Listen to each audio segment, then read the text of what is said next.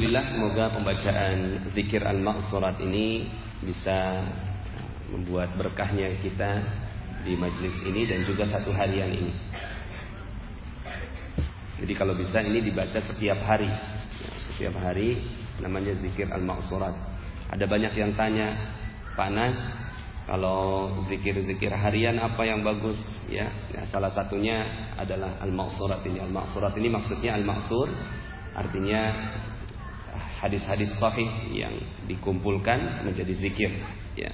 Yang insya Allah akhirnya kalau sudah baca zikir ini, ya, insya Allah dibebaskan dari api neraka, dimasukkan ke dalam surga, dibebaskan dari siksa kubur, di dunianya dibebaskan dari hutang, ya, dibebaskan dari rasa sedih, dibebaskan dari godaan jin, dibebaskan dari godaan sihir, dibebaskan dari orang-orang yang dengki, ya, dibebaskan dari segala kesulitan kehidupan. Masya Allah ini, ya. Jadi al-maqsurat ini semuanya sudah termaktub di dalam zikir al-maqsurat ini.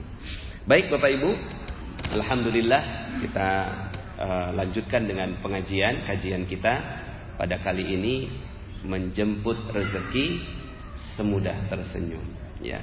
Nah, karena kajiannya menjemput rezeki semudah tersenyum, kita harus senyum dulu ini, ya. Coba mana senyumnya yang bagus mananya. Semuanya harus senyum dulu. Senyumnya 227, 2 cm ditarik, ya, ke kanan, 2 cm ditarik ke kiri. Jangan 2 cm kanan, 1 cm kiri. Itu namanya manyun. 227, 7 detik. Ini namanya senyum pramugari. Jadi kalau pramugari dipanggil, Mbak, ya, dia belum ngomong udah 227. Ada apa? Nah, dihitungin 7 detik baru ngomong. Tea or coffee? Nah, jadi harus 227. Jadi sebelum kita mulai, kita senyum dulu, ya. 1, 2, 3. Cling. 1, 2, 3. Lihat kanan kiri. 4, 5, 6, 7. Tahan sampai sore, ya. Cuma begitu aja nyari rezeki itu. Menjemput rezeki itu ya semudah tersenyum yang barusan kita lakukan, ya. Bahwa Allah Subhanahu wa taala sebenarnya sudah jamin rezeki kita. Allah Subhanahu wa taala sudah jamin rezeki kita. Minimal tiap orang 5 miliar per bulan. Amin, ya. Udah dapat belum?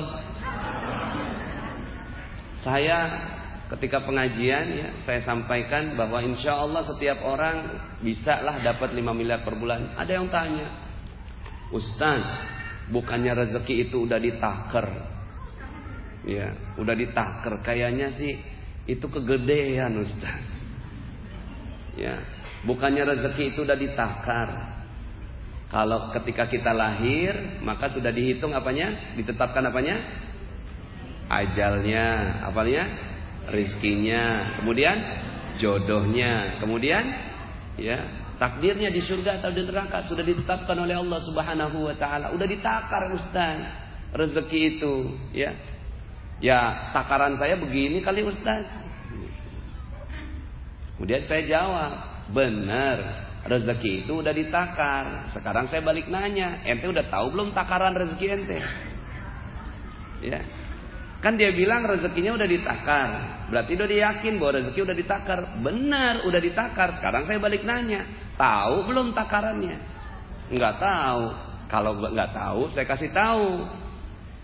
Takaran rezekinya orang yang beriman ada dalam surat 24 ayat 55. Surat 24 ayat 55. Sambil dibuka boleh juga itu, ya. Surat 24 yaitu surat An-Nur ayat 55.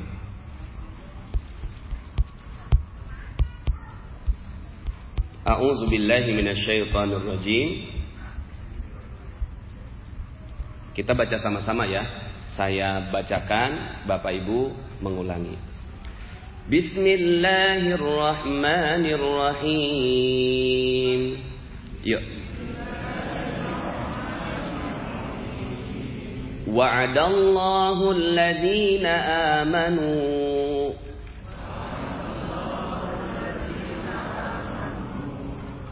alladzina amanu minkum wa 'amilus shalihat.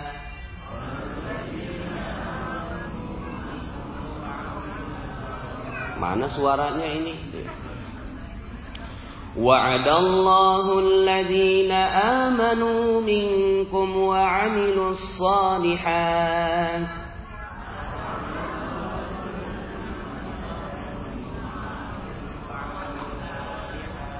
La yastakhlifannahum fil ardh كما استخلف الذين من قبلهم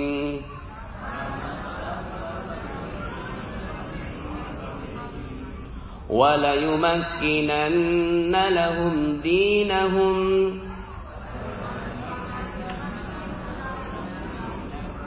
دينهم الذي ارتضى لهم وَلَيُبَدِّلَنَّهُمْ مِنْ بَعْدِ خَوْفِهِمْ أَمْنًا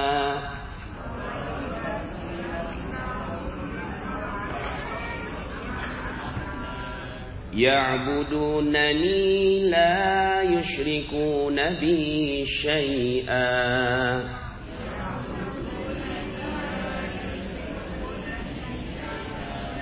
وَمَنْ كَفَرَ بَعْدَ ذَلِكَ فَأُولَئِكَ هُمُ الْفَاسِقُونَ.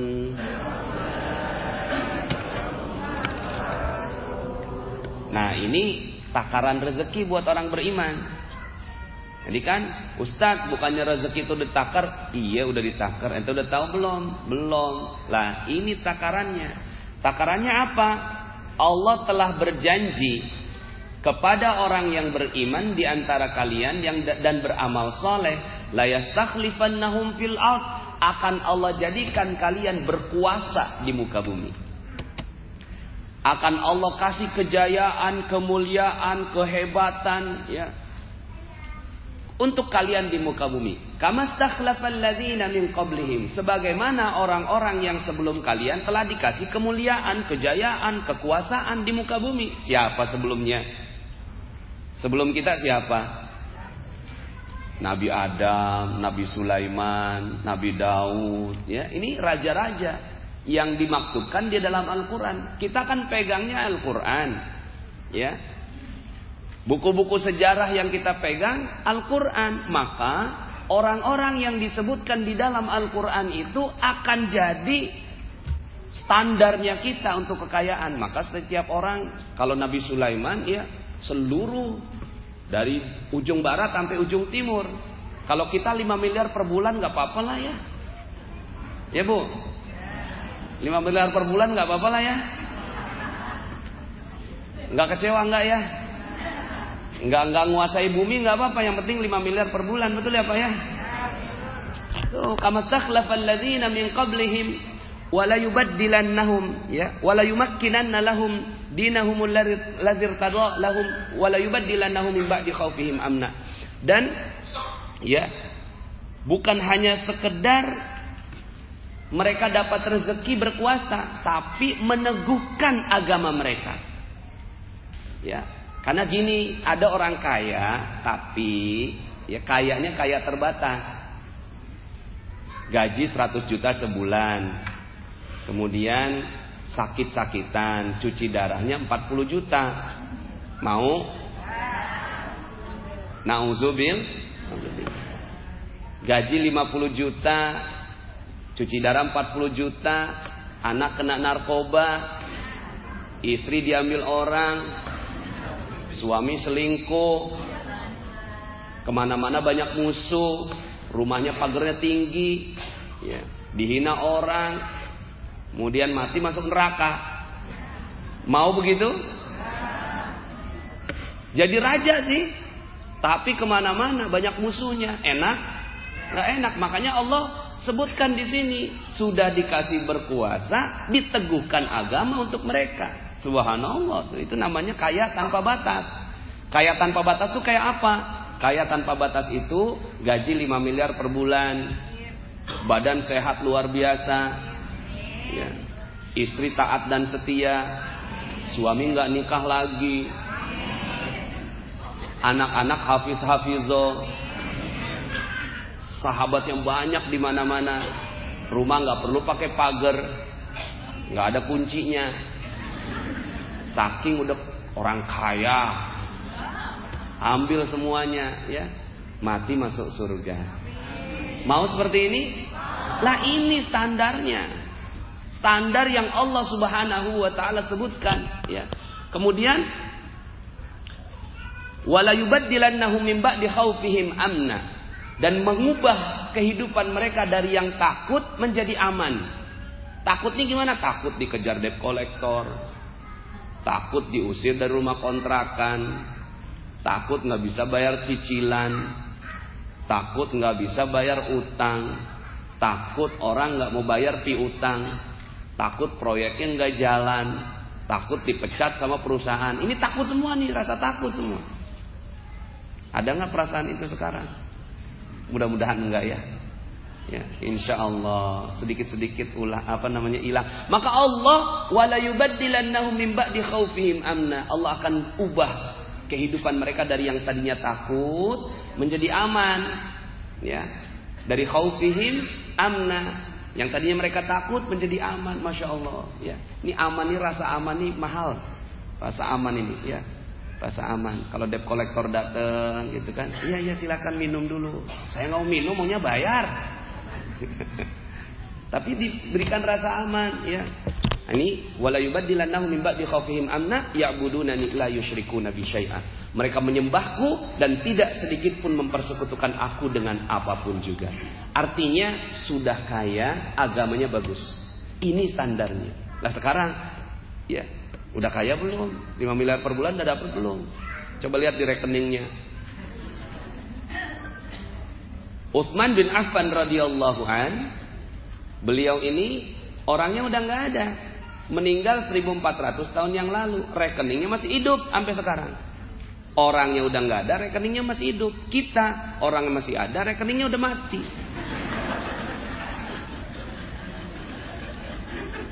Terus dia nganggep bahwa itu udah takarannya dia.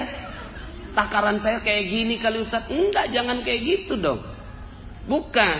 Takarannya orang yang beriman itu di dunia kaya raya, berjaya, di akhirat masuk surga. Itu takarannya orang yang beriman. Ya. Jadi sekarang ini kita sepertinya inferior gitu, merasa rendah diri, bahwa kita ngerasanya kayaknya nggak bisa. Ya. Kita kayaknya ya udahlah, kalau memang udah meluk agama Islam, Islam tuh konotasinya miskin, bau, jelek. Ya, itu konotasi kita kalau kita menjadi orang Muslim. Padahal Allah berikan kejayaan, kemuliaan, kemakmuran, ketinggian, ya, kekuasaan kepada orang yang beriman. Kalau belum dapat berarti kita rapihin aja keimanan kita, nanti juga dapat gitu. Maka, ya, kalau di dalam channel Telegram itu awal-awal sekali saya sampaikan tentang materi perisai rezeki, bahwa sebenarnya rezeki kita itu udah datangnya seperti air bah, seperti air banjir. Cuma kita nggak dapat. Kenapa? Karena kita cinta betul sama yang namanya perisai. Doyannya sama perisai, nggak doyan sama rezeki. Doyannya sama perisai. Perisainya apa? Perisainya itulah dosa. Dosa kita itulah yang membuat akhirnya, ya, seluruh kehidupan kita dipersulit oleh Allah Subhanahu wa taala. Yang tadinya 5 miliar kagak dapat 5 miliar, ya, nggak dapat tuh. Maka yuk sama-sama kita rapihkan, ya. Ini air bah, rezeki seperti banjir, ya. Yuk kita lihat dalam surat Nuh. Surat Nuh, surat berapa itu Nuh? 71 ayat 10. Surat 71 ayat 10. Bisa di situ, di laptop, nggak usah. Yuk kita baca sama-sama ya. Boleh kita baca sama-sama? Surat 71 ayat 10. Faqultu astaghfiru rabbakum innahu kana ghaffara. Ayo.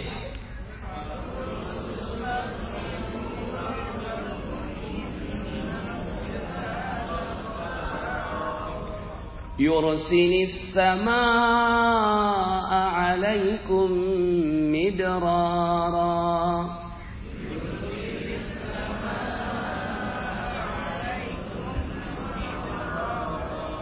Wa yumdidkum bi amwalin wa banina wa yaj'al lakum jannat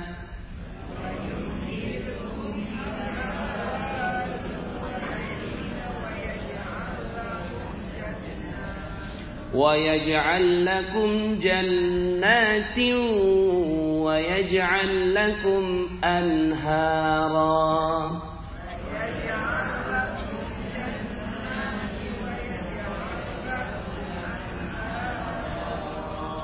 ما لكم لا ترجون لله وقارا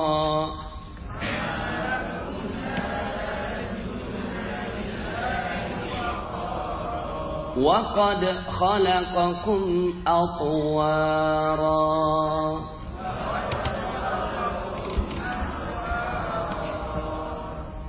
Faqultu astaghfiru rabbakum, maka aku katakan kepada mereka, artinya ini ajarannya, kurikulumnya Nabi Nuh kepada kaumnya. Apa sih sebenarnya yang kamu ajarin? Kata Allah begitu ya. Kok mereka nggak ada yang meluk Islam? Mereka kok nggak ada yang meluk agama Islam? Kemudian kata Nabi Nuh, aku sudah bicara ke mereka ya Allah. Apa yang kamu bicarakan? Ya, mohonlah ampun kepada Tuhanmu, sesungguhnya Dia adalah Maha Pengampun. Terus kalau udah diampuni, maka niscaya Dia, Allah, akan mengirimkan hujan kepadamu dengan lebat. Tuh. Jadi perisai inilah yang membuat kita tidak mendapatkan rezeki. Kalau perisainya dibuka, maka rezekinya akan datang. Yursilis samaa'a 'alaikum midrara, akan diberikan hujan yang lebat kepada kalian. Hujan yang lebat itu artinya apa? Proyeknya lancar, bisnisnya lancar, gajinya lancar, gitu. Ini ya lebat, rezekinya lancar, ya. Nggak berhenti-berhenti, nggak putus-putus. Kemudian kata Nabi Nuh, apalagi yang dijanjikan kepada kaummu? Wa yumdidkum bi amwalin wa banin, akan ditambahkan harta-harta, ya. Jelas nih, dan membanyakkan harta-harta. Ya. Katanya agama nggak ngajarin dapetin uang. Lah ini Nabi Nuh ngajarin dapetin uang, dapetin harta. Wa yumdidkum bi amwalin wa banin, akan ditambahkan ya harta-harta kepada kalian, dan banin, anak-anak. Bukan sekedar anak biologis, anak perusahaan, anak cabang gitu. Ya. Amin. Ya. Wa yaj'al lakum jannatin, dan akan dikasih kebun-kebun kalian. Ya. Kebun kurma, kebun anggur, kebun yang lain-lain, atau kebun mesin-mesin produksi ini ya. Wa yaj'al lakum anhara, kalian enggak perlu ngurusin kebun kalian karena Allah yang ciptakan sungai-sungai di samping kanan kirinya yang ya semuanya akhirnya enggak perlu disiram, dia subur sendiri. Ya. Passive income, financial freedom. Nah, ini yang dijanjikan di dalam surat Nuh. Ya. Malakum la tarjuna lillahi waqara. Mengapa kamu tidak percaya? Tuh, akan Allah kasih semua yang kayak gitu, kok kalian nggak percaya? Wa qad khalaqakum atwara. Padahal Dialah Allah yang telah menciptakan kamu dalam beberapa tingkat kejadian. Artinya Allah udah ciptakan kamu, kenapa Allah nggak bisa kasih rezeki yang besar buat kamu? Allah kasih. Jadi kita harus yakin dulu rezeki kita takdirnya 5 miliar per bulan. Nah itu dulu, pegang dulu. Kok kecilan 5 miliar per bulan? Umar bin Khattab 233 miliar per bulan. Itu Umar bin Khattab. Ya. Nah maka kita 5 miliar insya Allah ya. Percaya? Sebesar apa percayanya? Ya. Nah sekarang tinggal bagaimana caranya. semudah tersenyum. Ya, semudah tersenyum. Yuk kita pelajari ini. Terus gimana ya Ustaz? Perisainya ini dihapuskan. Ada banyak sekali perisai kita. Itu berlapis-lapis. Berapa banyak? Ratusan. Kayak iklan ya. Berlapis-lapis ini perisainya, berlapis-lapis, banyak sekali. Maka agenda kehidupan kita setiap harinya yang kita lakukan ya, fokus saja, lepasin satu lapis bawang itu, lepasin satu lapis. Maka kalau tuh lapisannya udah keluar semua, itu Masya Allah. Sampai apa buktinya? Buktinya itu sampai rezeki nggak ada habisnya datang pada Bapak Ibu semua. Sampai nolak-nolak, aduh jangan, udah cukup. Udah begitu belum sekarang? Coba sekarang ya, sekarang nih. Coba tarik napas dulu, Keluarin perlahan, keluarin. Sekali lagi tarik napas, tahan dulu. Tahan beneran, tahan dulu, tahan. 1, 2, 3, sekuatnya 4, 5, 6, 7, 8. Tahan lagi terus. 9, 10, 11, 12. Tahan lagi. Udah gak bisa? 14, 15. Ya Alhamdulillah. Itu rezeki barusan. Itu barusan rezeki. Nafas itu rezeki. Allah paksa, kita nolak, malah kita gak kuat. Kita nolak. Nah, nafas nggak kuat. Saking banyaknya rezeki Allah.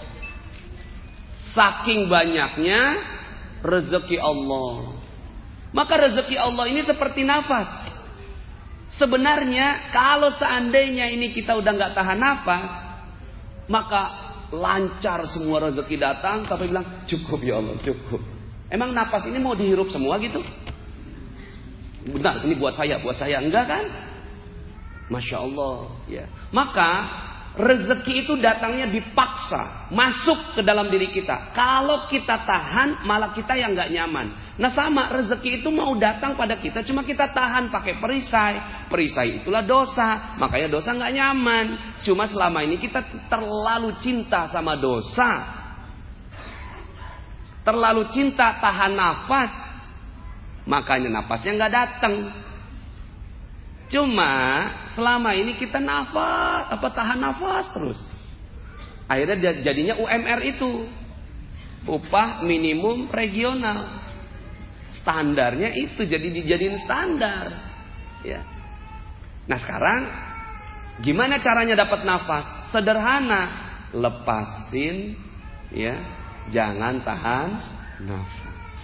Kalau udah nggak tahan nafas, Masya Allah itu datangnya Masya Allah banyak sekali.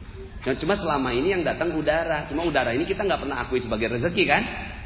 Kita nganggapnya itu udah kita hidup dengan nafas. Coba kalau seandainya kita udah nggak bisa nafas terus kemudian harus dikasih oksigen. Oksigennya berapa itu harganya? Nah kita nggak pernah mikir, kita nggak pernah sadar. Ini orang kaya yang tidak sadar akan kekayaannya. Kita udah kaya Masya Allah. Ya. Cuma kita nggak sadar akan kekayaan kita. Nah, sekarang bagaimana itu juga Ustaz, yang kita butuh bukan udara, duit. Ya udah dah, kalau memang mau duit. Ya, tahu aja. Iya sih rezeki saya banyak Ustaz, tapi nggak ada duitnya. Nah, yuk sama-sama ya. Oke, nafas itu terus datang pada kita, tapi rezeki yang lainnya masih ditahan oleh Allah, mungkin karena perisainya ketebelan. Salah satunya ya, yuk sama-sama kita pelajari tentang terumbu karang. Saya mengulang-ulang materi terumbu karang 2 bulan yang lalu saya bicara tentang ini, tapi dipaketkan dalam 7 keajaiban rezeki. Ya, 7 langkah keajaiban. Nah sekarang saya mau lebih dalam terhadap yang namanya terumbu karang ini. Terumbu karang ini gini Bapak Ibu. Mungkin ada sebagian di sini ya, tadi saya sampaikan pas di lift ini baru Ustaz. Oh ya berarti belum dengar mungkin ya. Nah, saya ulang sekali lagi tentang terumbu karang. Allah titip rezeki. Nggak mungkin Allah kasihin langsung rezekinya, dititip. Seluruh hewan tahu di mana letak rezekinya. Jadi kalau ditanya ke jerapah, "Hai jerapah, di mana Allah titip rezeki buat kamu?" Tuh, di pucuk pohon. "Hei ikan, di mana Allah titip rezeki buat kamu?" Itu di terumbu karang. Itulah rezeki buat saya, di situ Allah titip. "Hei monyet, di mana Allah titip rezeki buat kamu?" Itu di pohon pisang. Pada tahu ya. Nah, tapi ketika ditanya kepada manusia, di mana manusia titip rezeki, ya, "Hei manusia, di mana Allah titip rezeki buat kamu?" Ternyata survei saya membuktikan tidak ada satupun yang menjawab dengan tepat. Ya, tidak ada yang mampu menjawabnya dengan tepat. Ada yang bilang rezeki saya dititip di mana-mana, saking di mana-mananya nggak jelas. Akhirnya ya udah belingsakan itu, ya. Lari sana nggak dapat rezeki, lari sana kan di mana-mana. Akhirnya dia nggak fokus. Ada lagi yang dibilang di tambang, di minyak, di bank, ya, di pekerjaan dan seterusnya. Padahal sederhana sekali. Fahami aja konsep ini, maka mendapatkan rezeki semudah tersenyum. Allah titip rezeki di kemuliaan dan kebahagiaan orang lain. Ketika orang lain mulia dan bahagia, disitulah dapat rezeki. Sederhana. Ya. Allah titip rezeki di kemuliaan dan kebahagiaan orang lain. Maka, kalau si jerapah ditanya, "Hei jerapah, kamu mau nggak merusak pucuk pohon kamu?" Mau nggak si jerapah? Nggak mau. "Hei ikan, mau nggak kamu hancurkan terumbu karang?" Mau? Nggak mau. Tapi manusia, ada nggak manusia yang menyakiti perasaan manusia lain? Ada? Tuh, ya. Akhirnya dia cari kerja nih. "Saya mau cari kerja Pak Nas, saya mau kerja Ustadz." Ya silakan, coba cari kerja. Pas nyari kerja, kanan kiri warawiri, ya, cari lowongan nggak dapet. Kenapa? Karena ternyata kepalanya ini dia nggak mau membahagiakan orang lain. Jangankan bahagiakan orang lain, orang tuanya aja pernah tersinggung sama dia. Ya nggak mungkin Allah kasih rezeki, itu perisainya, dan dia cinta betul sama perisai itu, cinta betul nyakitin orang lain. Raja Salman datang, bukannya bersyukur, malah berantem di Facebook. Loh, Raja Salman datang mau 300 triliun Bapak Ibu, Masya Allah. Kenapa Raja Salmannya datang? Kita nggak tahu adab. Nah sama, rezeki Allah datang tiap hari, kita nggak tahu adab, kita nggak tahu caranya bagaimana memuliakan rezeki Allah. Sebagaimana cara kita tidak tahu bagaimana caranya memuliakan Raja Salman. Raja Salmannya datang, kita berantem di Facebook, betul nggak Bapak Ibu? Yuk kita akui aja. Ada yang ngomong macam-macam di Facebook, di WhatsApp, ya, di media sosial sekarang kita. Akhirnya, lah ini adalah cerminan kita.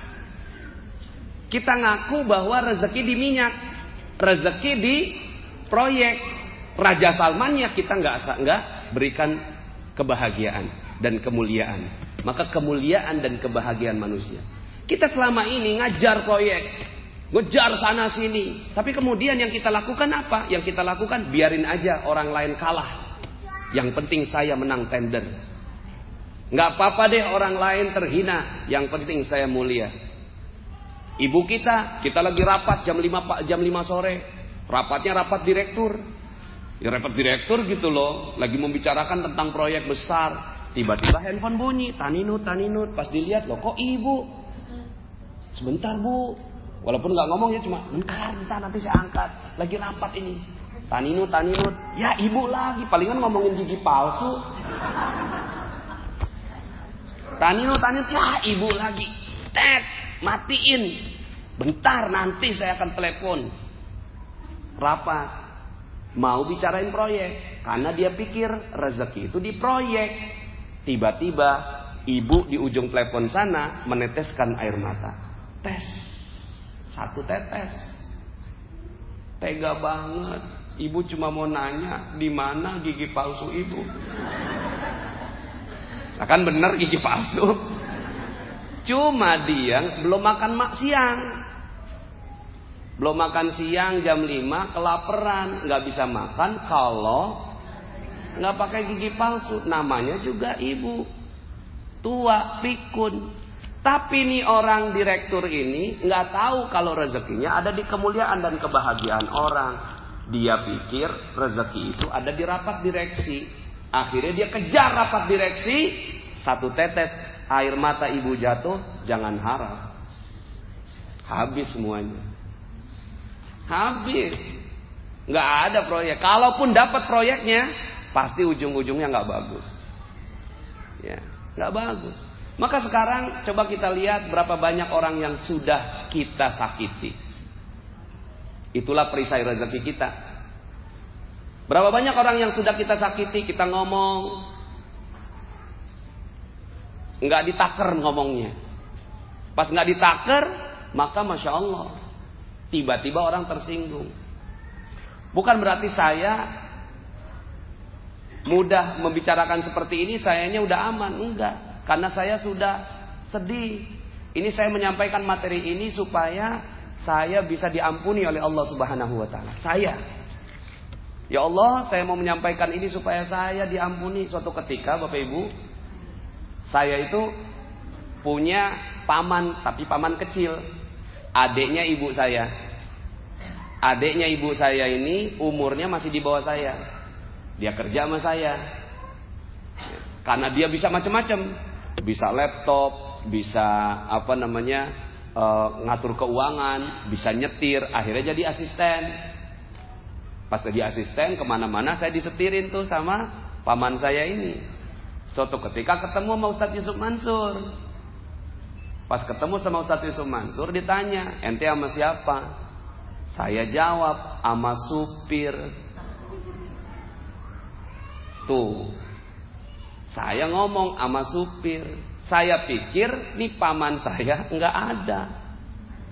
Dia dengar Bapak Ibu. Cuma saya nggak tahu. Saya nggak tahu, orang saya cuma ngomong sama supir. Saya pikir itu bukan masalah. Beliau meninggal dunia. Tiba-tiba ada yang ngasih tahu ke saya, panas. Beliau ini udah meninggal dunia. Cuma saya mau kasih tahu aja, dulu pernah ngomong dia kecewa sama Panas ketika ketemu sama Ustadz Yusuf Mansur. Panas bilang jalan sama supir. Terus saya mau minta maafnya gimana coba? Orangnya udah nggak ada. Cuma mulut saya ini gampang banget keluar kata-kata yang nyinggung orang lain. Kemudian saya lihat, Masya Allah, bener aja ya, rezeki saya semua ditahan oleh Allah Subhanahu wa ta'ala. Karena mulut saya ini gampang banget ya, menyampaikan hal-hal yang nyinggung perasaan orang lain. Lah itu yang kita nggak tahu. Yang kita tahu berapa banyak? Yang kita tahu aja banyak, apalagi yang kita nggak tahu. Ya sudah, kalau seandainya sekarang itu terjadi, mulut kita ini menyakiti perasaan orang lain, jangan harap rezeki Allah datang. Karena itu adalah selubung perisai rezeki. Kan tadi ditanya, di mana Allah titip rezeki buat manusia? Di kemuliaan dan kebahagiaan orang lain. Nah sekarang akhirnya di kepala kita udah. Yang di kepala kita, ini install sekarang.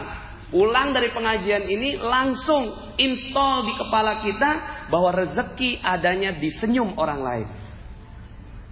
Senyum orang lain, ya udahlah pokoknya orang lain senyum aja dah. Ya, terserah nggak dapat proyek nggak apa-apa, yang penting orang senyum gara-gara kita. Mungkin nggak, kalau seperti ini kita perlu ngalah. Suatu saat, aduh karena ini tendernya ketat sekali, terus kemudian kok dia terlalu berharap, ya udahlah kita ngalah, yang penting dia bahagia. Kesannya sih nggak dapat rezeki. Tapi sebenarnya dia menang. Kenapa? Karena dia telah mendapatkan senyum orang lain. Ini lagi jalan, ada bencong sebelah kiri. Jam 12 malam di Taman Lawang. Tok tok tok, abang gangguin kita dong.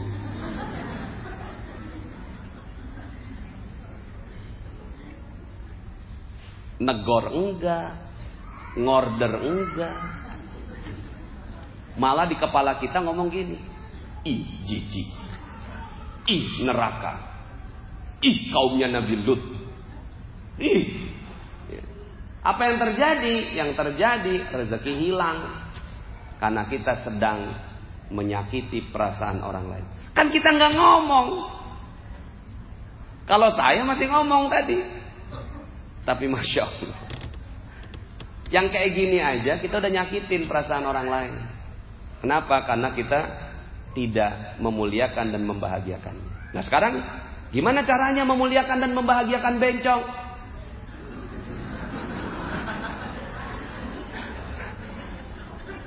Gimana caranya? Ya udah tuh sambil nyetir gemeteran. Ada lampu merah kagak ijo-ijo kan? Ya Allah, saya lagi nggak sempet, ya Allah. Negor dia. Saya juga takut ini jam 12 malam, ya Allah. Tapi ya Allah, saya ingin memuliakan dan membahagiakan dia, ya Allah.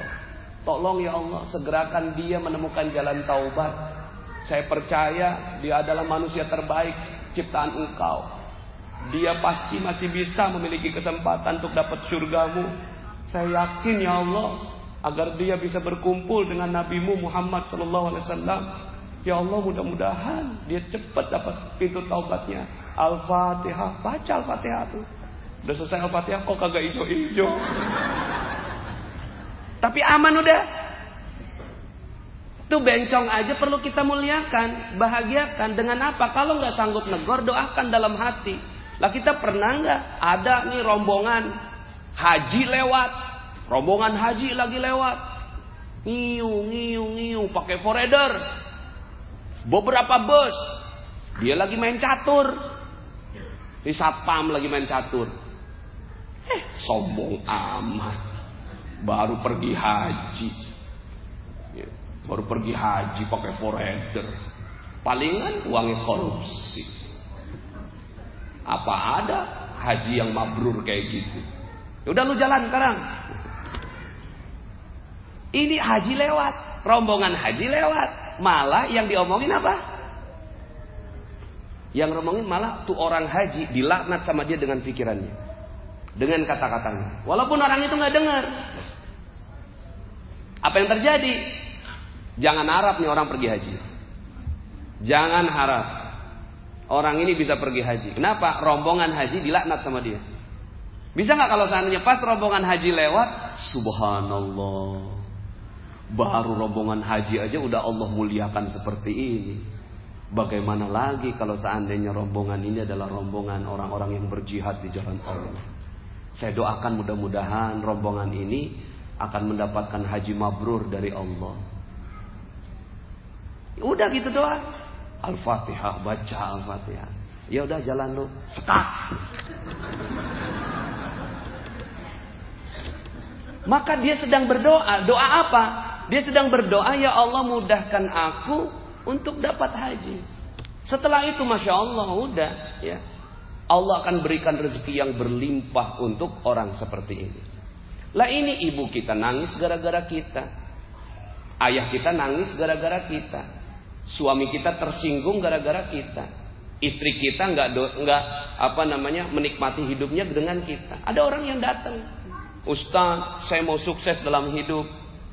Kenapa ya? Kok utang nggak lunas-lunas, piutang nggak kebayar, proyek kok nggak jalan? Saya tanya balik sama dia, istri ente bahagia nggak sama ente? Apa Ustaz? Dia nanya kayak gitu. Maksudnya Ustaz? Ditanya maksudnya, padahal pertanyaan sederhana. Istri ente bahagia nggak sama ente? Gini Ustaz, anak lagi nanya utang Ustaz. Kenapa yang utang anak kagak lunas, piutang anak kok kagak dibayar orang, proyek kok kagak selesai? Iya, anak tanya, istri ente bahagia nggak sama ente? Kayaknya kagak nyambung deh Ustaz. Ini begini nih. Dia merasa bahwa pertanyaannya nggak nyambung, padahal bagi saya itu banget. Enggak gini. Ane sebelum jawab permasalahan ente, ane mau tanya dulu, istri ente bahagia nggak bersama dengan ente? Enggak kayaknya. Bener nih, bener. Ya udah pasti. Jangan harap utang ente lunas, piutang ente kebayar. Sementara istri ente aja nggak bahagia bersama dengan ente. Ya udah, sederhana kok nyari rezeki itu. Kita selama ini cari proyek, cari tender, cari gaji, cari komisi, cari persenan, kemana-mana. Tapi orang-orang di sekitar kita itu ya nggak bahagia karena kita. Semua orang itu menangis karena kita, kecewa karena kita. Maka ya sudah, ibarat terumbu karang, ikan rezekinya di terumbu karang. Ya, setiap kita melukai perasaan orang lain seperti kita ngebom, Bapak Ibu. Bum, habis itu terumbu karangnya. Bum, habis terumbu karangnya. Bum, habis terumbu karangnya. Kemudian kita berharap mendapatkan terumbu karang yang baru. Padahal setiap saat yang kita lakukan adalah menghancur-hancurkan terumbu karang. Bisa? Gak bisa. Maka nggak penting proyeknya apa, nggak penting produknya apa, nggak penting rezekinya berapa, persennya berapa, untungnya berapa, ya nilai proyeknya berapa, nggak penting. Yang penting adalah apakah setiap kehidupan kita sekarang orang lain itu bahagia karena kita. Ini baru bahagia dulu nih, bahagia. Karena saya urutannya mulia dulu sebenarnya, dimuliakan dan dibahagiakan. Cuma bicara mulia nggak gampang, bahagia dulu deh gampang, lebih gampang. Berbicara tentang bagaimana membahagiakan orang lain. Maka itu yang dilakukan oleh para pebisnis-pebisnis yang diberikan rezeki oleh Allah. Walaupun rezekinya terbatas ya. Orang-orang yang ingkar kepada Allah kan bikin mic begini ya. Bikin mic. Bapak Ibu senang gak kalau dengar suara bagus kayak gini? Enak gak?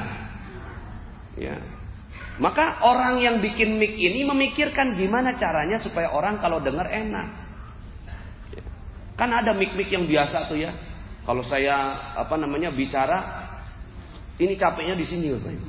Tapi pas saya ngomong kayak gini kok enak banget ya. Ya. Apalagi nanti kita tutup dengan Asmaul Husna nanti di akhir ya. Oh, Asmaul Husna kalau pakai gini, Ya Allah, Ya Rahman, Ya Rahim, Ya Malik. Waduh, enak ya. Sayanya aja enak. Ini nggak sampai pakai ada urat-urat di sini. Lah saya bahagia karena dia, ini orang yang udah bikin begini, bahagiakan saya, bahagiakan Bapak Ibu semua. Maka dia pantas dapat rezeki Allah. Cuma rezekinya terbatas. Di dunia dapat rezeki, di akhirat belum tentu. Kecuali kalau dia masuk Islam. Dia bikin handphone, kita semua suka dengan handphone. Dia bikin WhatsApp, penemunya WhatsApp sudah bahagiakan. Berapa orang sih penemunya WhatsApp ini? 1 miliar orang. Pada pakai WhatsApp semua? Padahal nggak kenal sama yang bikin. Gak kenal sama yang bikin. Tapi dia mikir gimana caranya supaya pengguna WhatsApp menjadi jauh lebih mudah menggunakan WhatsApp. Dia bikin kreasi macam-macam. Dia bikin gimana caranya supaya lebih cepat koneksinya. Dia bikin lagi gimana cara ngirim gambar. Dia pikir gimana caranya kalau gambar itu bisa dicoret-coret gitu ya. Sekarang ini kan bisa tuh kirim gambar kemudian dicoret-coret, kasih crop, kasih macam-macam. Ini namanya kreasi bagaimana untuk membahagiakan para penggunanya. Lah kita pakainya gratis sampai sekarang. Dari mana rezekinya? Lah kita nggak ngerti itu. Ya pokoknya sekarang dia mikir gimana caranya 1 miliar manusia dibahagiakan oleh penemunya WhatsApp. Sekarang pertanyaannya, udah berapa banyak orang yang kita bahagiakan? Udah 1 miliar? Nah kalau udah 1 miliar orang kita bahagiakan, ya coba aja dikali 1 orang 1 juta, 1 miliar kali 1 juta berapa? Ya udah. Nah sekarang kita berlomba-lomba aja udah. Lomba-lombanya apa? Lomba-lombanya bagaimana membahagiakan orang lain. Udah setiap orang lihat gimana caranya supaya dia senyum. Udah gitu doang. Nggak usah mikirin diri kita. Pikirin gimana caranya pas ketemu sama tukang ojek. Bang ojek gimana kabarnya? Ya. Mau dianterin Pak? Oh, maaf yang sekarang nggak dulu tapi saya senyumin dulu ya. Yang penting senyum. Lah ini tukang ojek kagak kita tegur. Iya kan? Orang-orang di jalan ya. Waktu itu Bapak Ibu ketika saya jalan, jiwa saya ini masih jiwa yang Masya Allah nih. Sekarang mah jalan taubat saya lah Bapak Ibu. Gak peduli itu lagi hujan, air genang, naik mobil. Kita gak peduli orang sebelah kanan kiri, gak ngeliat. Yang penting kita mau buru-buru. Kalau mau buru-buru ya namanya juga ada air. Kalau lu gak pakai jas hujan ya wajar kalau kena cipratan mobil gue gitu. Pas lagi ngebut gitu ya, kena pun cipratan. Itu orang kalau ngomong gitu kan, waduh mentang-mentang orang kaya misalnya gitu. Itu habis sudah rezekinya. Pas lagi jalan, saya waktu itu sama Ustadz Yusuf Mansur nih. Pas lagi jalan, itu ada orang sebelah kiri kan. Saya agak ngebut sedikit, gitu. Rem. Dia ngingetin saya, Bapak Ibu. Saya kaget juga. Ngerem kenapa Ustadz? Nggak ada apa-apa, itu ada air. Nanti kena cipratan orang. Nanti kita nggak tahu doanya dia. Masya Allah, sampai segitunya. Langsung, Masya Allah, dalam hati saya, ya Allah, saya nih pantesan aja rezeki saya habis. Saya nggak mikirin orang, yang saya pikirin diri sendiri. Gimana saya sukses, gimana saya bahagia, tapi nggak pernah mikirin gimana senyumnya orang. Gimana orang kalau seandainya kecipratan, tahu-tahu ada dia lagi pegang, ada dokumen yang dia lagi perjuangkan, tiba-tiba kena cipratan air kita habis, kemudian dia nggak bisa mengurus dokumennya. Apa yang terjadi? Lah kita sekarang ini di Facebook gampang sekali. Sekarang Facebook ini Bapak Ibu, ya. Ini wall gue. Lu dateng, ya siap-siap aja kalau baca kagak enak. Ada yang kayak gitu? Ada. Mudah-mudahan di sini insya Allah setelah ini, hati-hati pakai wall Facebook. Karena yang namanya Facebook itu bisa dibuka oleh semua orang. Dulu cuma temen aja, sesama temen yang bisa ngeliat. Sekarang semua orang bisa. Ya. Sekarang semua orang siapa aja, yang penting namanya lengkap itu udah dicari, ada tuh mukanya. Pas mukanya kita lihat, kita tersinggung sebagai orang yang baca. Dulu kita nggak pernah ngomong